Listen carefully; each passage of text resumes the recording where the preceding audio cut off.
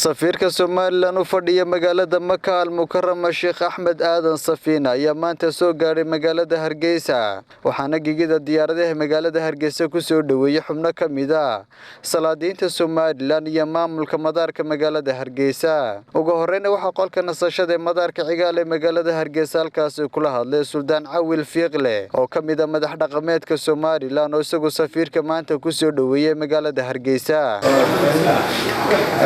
soo dhaweynaya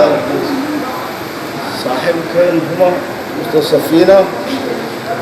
soo dhawow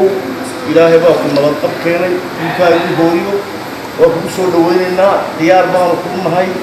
ilaaha ku caafimaad qab ku keenay markii hore ka xayim kala ku keenay ku mahadnaqayna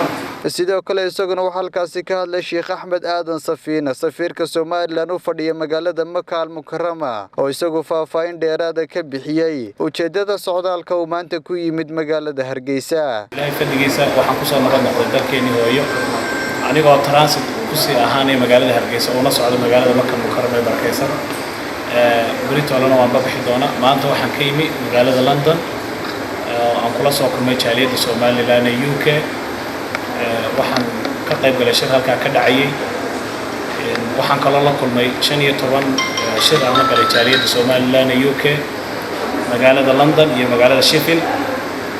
waxaan kala la kulmay maayarka magaalada Sheffield iyo xildhibaanada golaha deegaanka qadihiina ictiraafay Soomaaliland markii dhawtole magaalada Sheffield aad iyo aad baan ugu mahadnaqayaa